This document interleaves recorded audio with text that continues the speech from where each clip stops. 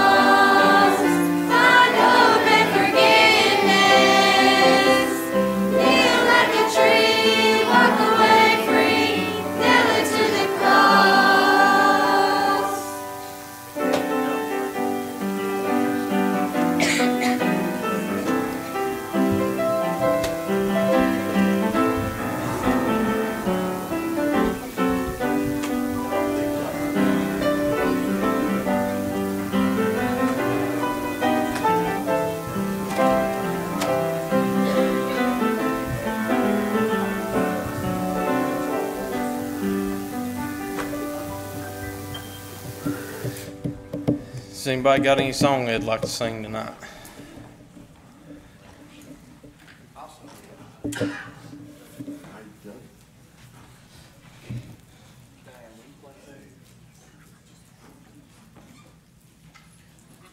Bless him, Lord.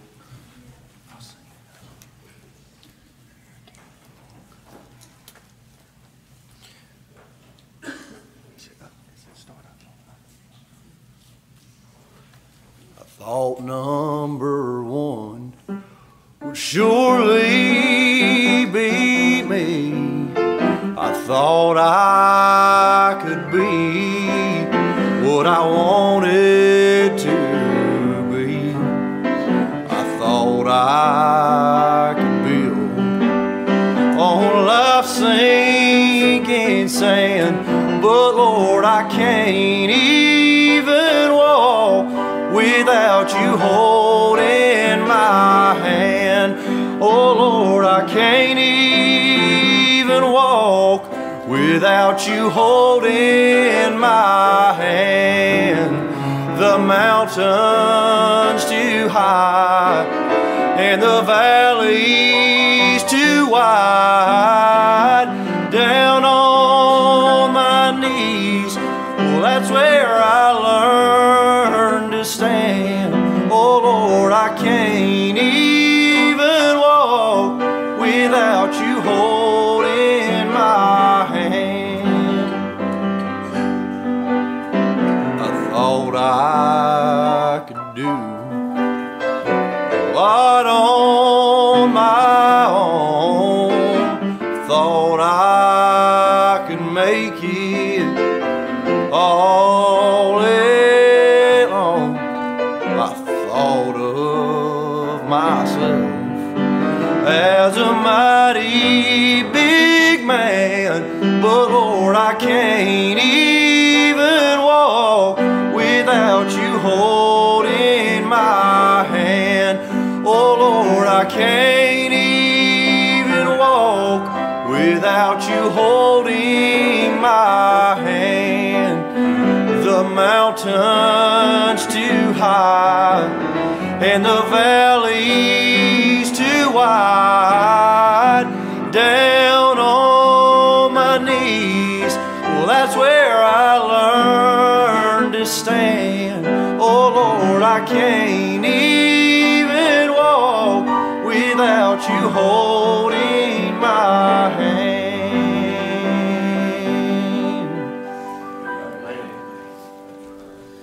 Has anybody else got anything? All right, Gavin, come preach to us.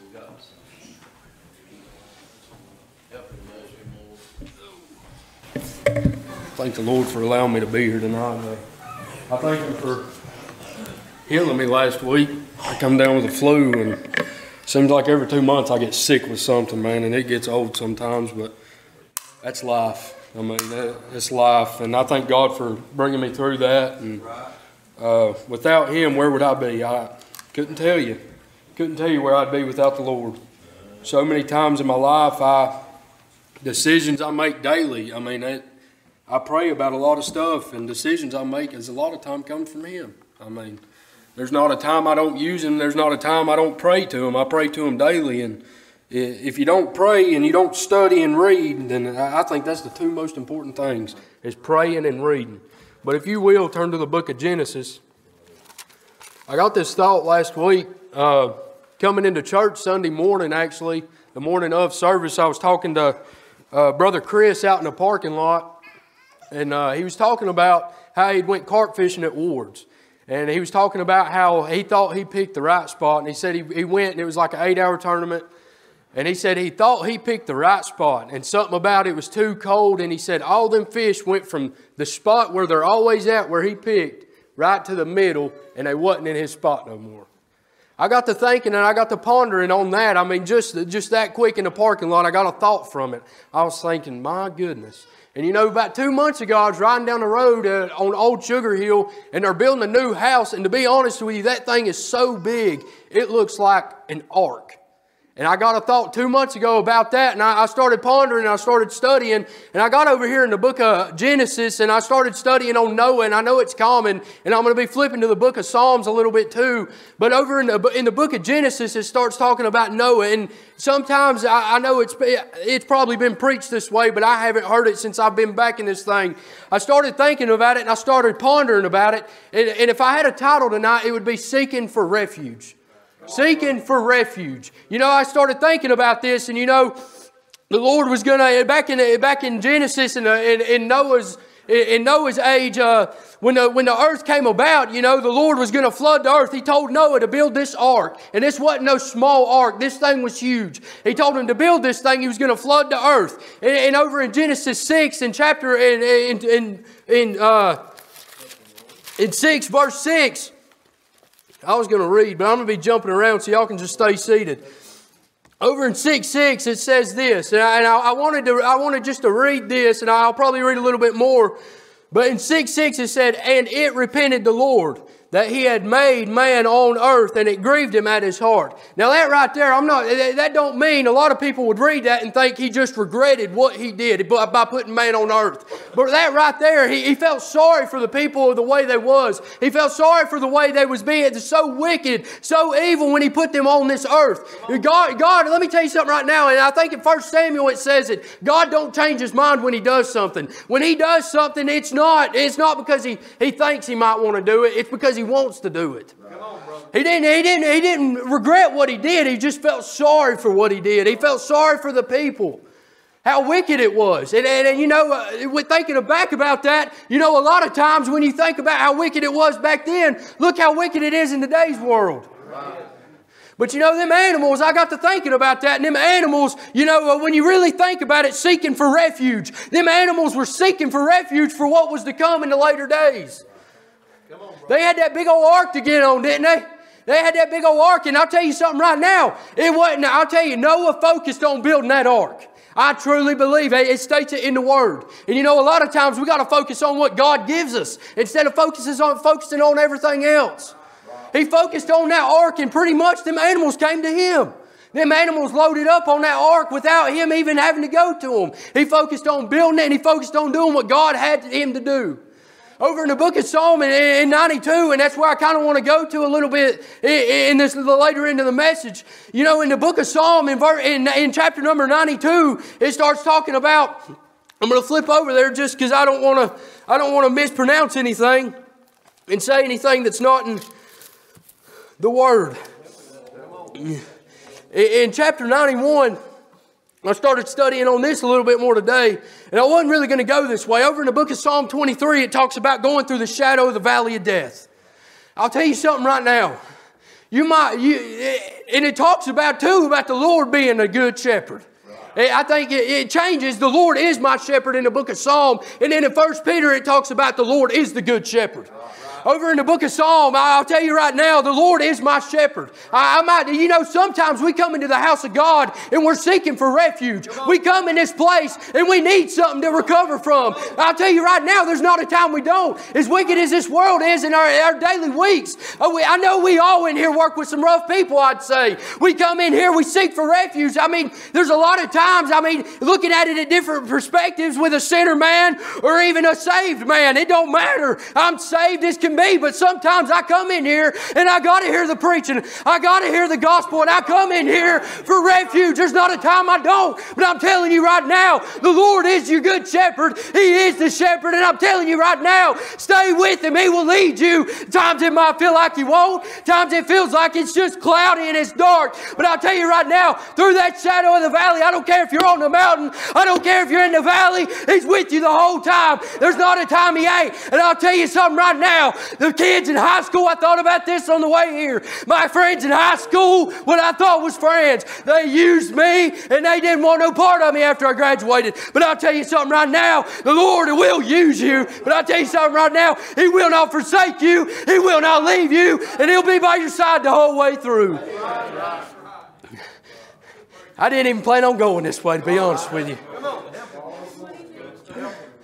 That's good, son. There's been times in my life, things you go through. You can be as saved as you can be, and you can come to church, but we go through things, do we not? I'm not the only one. I'm not the lone stranger up here. And sometimes you get down. You get down and weary, and you feel like nobody's around. Come on. And then you look over. You know who's there? The Lord is. The Lord is there. And I'll tell you something right now. It's like Avery said this morning. You don't think that the devil don't want you for 1 second. He wants you, like you just said, Matt. The devil wants you to think nobody's around. The devil wants you to think the Lord's forsaken you. But I'm telling you right now, He's not going to forsake you. I promise you right now, if you just keep fighting in this thing, if you just seek for that refuge, you seek for that good place, I promise you right now, you'll get through it. You're almost there. I'm telling you right now, don't give up, please. And I promise you, He's right beside you. Amen. Come on. I promise. There's not a thing, there's not a time. And you ain't going to. I thought about this a while back. You know, the burdens we carry. The Lord ain't going to put a burden on us that's going to just weigh us down and not let us go no farther. Right. It might be me preaching.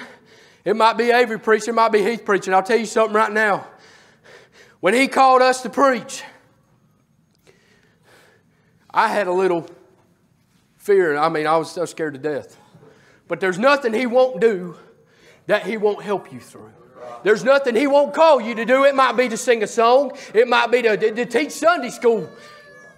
There's nothing He ain't going to call you to do that He ain't going to help you through, that He knows you can do it if He calls you to do it. I'll be honest with you, I'm not musically talented. I can't play a guitar. I can't do anything. But I'm telling you right now, I know it says make a joyful noise, and I will if I sing. But He didn't give me the musical talents like some people have. But I'm telling you right now, He gave me this talent, and I'm not going to give up on Him.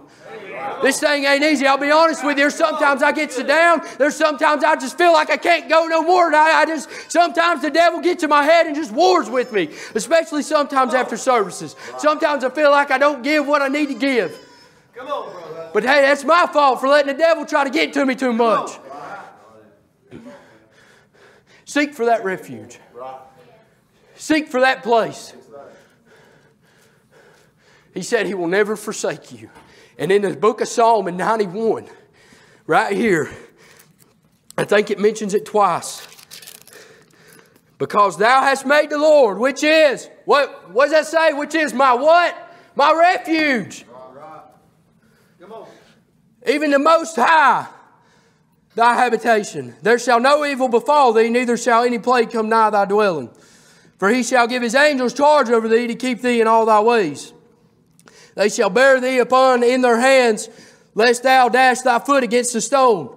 They shall tread upon the lion and adder, the young lion and the dragon shalt thou trample under feet. Because He hath set His love upon me, therefore will I deliver him. Let me tell you something real quick. That right there, I'm sorry. Let me get off sidetrack a little bit, I guess. But I'll tell you something right now. Before you think about giving up on this thing, before you think about trying to forsake the Lord, before you think about that He's not even with you, let me tell you something right now. Last night, if you check up on yourself and read the Word, He loved you. He sent His Son to die for you. And there's no reason to give up on this thing. There's no reason to think the Lord will forsake you. In the book of Romans, it talks about it. He loved us and yet Christ died for us. Come on. Can you fathom that? Because I can't. I'm unworthy. I don't deserve anything I got. But the Lord's been good to me. He's been better than good to me. Flip over here in Psalm 23, the Lord is my shepherd. I shall not want. And if people know a lot about David, you know David was a shepherd at one point in time. He knew what that was like. He maketh me to lie down in green pastures. He leadeth me beside the still waters. He restoreth my soul. He leadeth me in the paths of righteousness for His name's sake. Yea, though I walk through the valley of the shadow of death, I will fear no evil, for Thou art with me. Thy rod and Thy staff, they comfort me.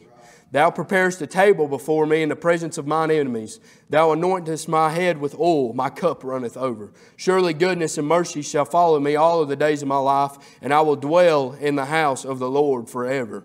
Now, in verse number 6 right there, I will dwell in the house of the Lord forever. Come on. Not you. I. Y'all can all say that. Come on.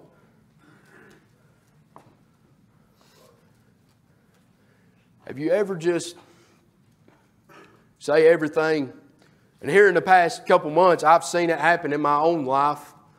It might be cars breaking down. Have you ever just felt like your life completely fell apart? Just completely fell apart. You don't feel like it could fall apart no more. No worse than it's already got. But let me tell you something. It excites me right there. Let me tell you something. It might feel like that. And I know I've probably done said it a million times already. But for what's to come, there's trials. I'm not saying there ain't. There's valleys. And there's sometimes you'll feel like you're on the highest mountain and can't get no higher. But I'll tell you something right now. If you fight through that valley, the Lord's got something better, and He's going to lift you up out of that valley soon. He's going to put you on that highest mountain He can get you. And I promise you, when you feel like you can't go on no more, like it said in the book of Psalm in 91, the Lord is my refuge. The Lord will sweep down. I say it all the time, that He'll sweep down, He'll grab you, and He'll just lift you right back up out of that. He'll lift you right back up out of that. And I don't know if it's just a life full of sin right now. I don't know if you're backslid. I don't know how you're living. I don't know your heart. I know my spirit will bear witness with yours. But I'm telling you right now, I don't know how you're living. I don't know. But I'm telling you, the Lord is your refuge tonight. You might be backslid. And I was backslid at one time in my life, about 2.5 years ago. But I'll tell you right now, the Lord was my refuge. And I found my place back in a good church, a good old-fashioned, old-timey church. And I gave it all to Him once again. You know, I think about it a lot. You know, sometimes, like Avery said, you know, sometimes I think about as a younger kid, I feel like I didn't really give it all to Him. I feel like I only gave 99.9%, and there was that 0.1 left. But I'm telling you right now, give it all to Him. You might feel like you can't go on. You might be backslid. You might be lost. But I'm telling you right now, give it all to Him. He's your refuge, and I promise you, He'll lift you up from that miry mess you're in. It might be the briars. In Proverbs, it talks about it will direct your pathways. You know, you might get off that pathway. You might be wrapped up in briars. You might be wrapped up in mud. But I'm telling you right now, He'll clean you up. He'll take them briars off of you. He'll wash you. You won't have that miry mud on you no more. And I'm telling you right now, come on. Amen. Please. Seems like the last two messages I preached has just been directly kind of the same thought. Come on, brother.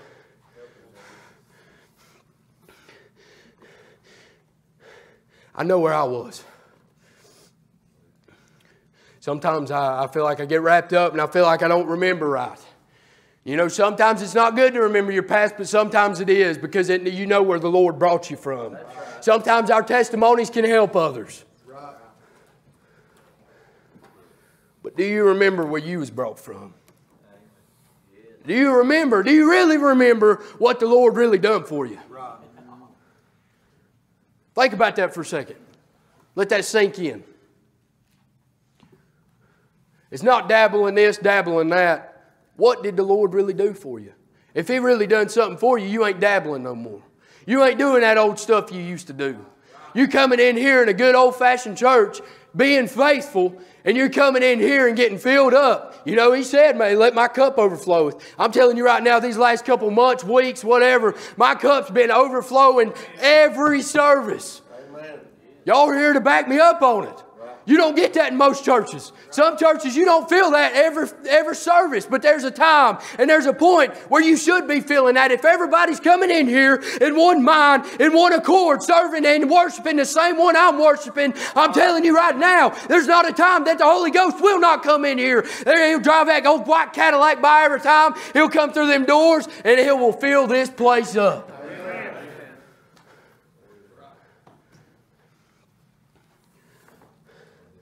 I love the Lord.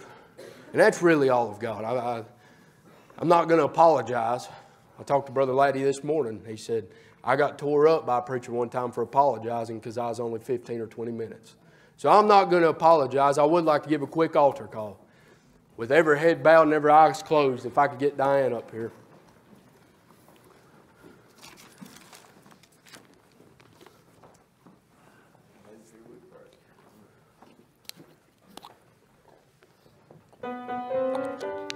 Just think about it for a second. Did you really give it all to Him? I'm going to talk to the sinner man for a second. Sinner man, sinner woman. Are you seeking for that refuge tonight? Do you feel like you just ain't got no peace or joy in your life anymore? Do you feel like everything around you's just falling, broken, damaged, destroyed? And you feel like you can't go on no more? Well, I'll tell you something. There's a place up here at this old-fashioned altar. And you might not feel like going in. You might not feel like going on anymore. But I'm telling you right now, you find your place at this altar tonight. And you'll feel great when you get up, I promise.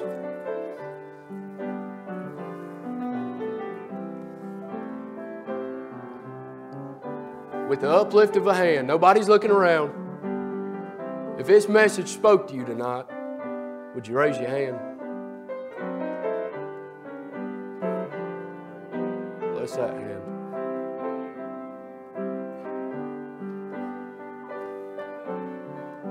Anybody else?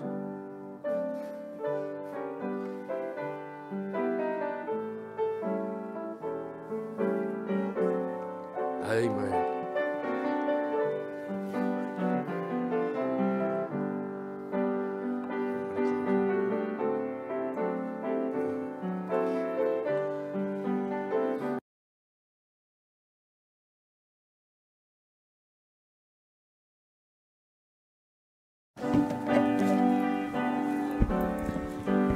Play one more stanza, Diane.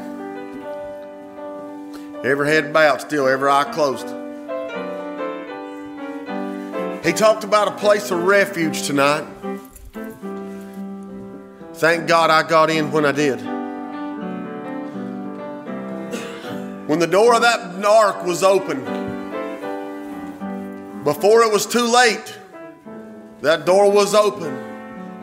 Any man, any boy, any girl could get on that ark for safety. But then there come a day that God come down and he shut the door and he said, no more. He said for months and months and weeks and days, whatever the time was, he said this door has been open for anyone to come in. But when God shut the door, it was too late. When he shut the door, the flood began to come. There was people screaming, dying, running for the mountains. But as far as they run, the water got higher and higher, and eventually everyone perished. What in the world in your life are you holding on to that's so good? That you don't want refuge, that you don't want help, that you don't want to seek the Savior? I'll tell you what, I look back before I got saved, and it's easier to look back now, and I thought, what in the world did I wait so long to get this? I look back and my life was miserable. It was uncertain. Every day of my life was total uncertainty. Every day of my life, I didn't know what was going to happen the next day. I had questions in my mind. If God comes, will I go to heaven or will I go to hell? And you know, one of the biggest things that kept me from getting right with God and even running from the call to preach was I was like, God, I may fail. God, I may fail. That's what stops us from doing a lot of things, even in this life. Even going after our dreams is, hey, we might fail. But you know what? Thank God I got in the ark one day and I put the weight on Jesus Christ. It ain't me. If you'll just come into the ark, I promise he'll guide the ship. He'll guide the ship. As she plays one more stanza on this, if I'm talking to you tonight and this message reached out to you, would you just lift your hand up and say, preacher, would you pray for me? My life is uncertain. I'm uncertain. Would you pray for me? I won't come to you. I won't embarrass you. I'll just pray for you. Would you slip your hand? God bless that hand. Somebody else, would you just slip your hand up and say, preacher, if I died right now, I'm not sure where I would go. I don't know a whole lot about this salvation thing, but boy, I'd like to give Jesus a try. Would you just lift your hand tonight, anybody? Those that lift their hands, would you like to come up here and pray? You don't have to know a whole lot. All you got to realize is you're lost or you're uncertain. And if you'll ask Jesus to come into your heart or to give you that assurance, I promise he will. He's never turned anybody away that come to him seeking him. Anybody want to pray tonight? You can go home tonight and lay your head down knowing for sure that if something happens to you, you'll make heaven your home. Anybody want to pray? Anybody? All right. Sure enjoyed the message. I've enjoyed both services today, all day, the singing, the testimonies, the services.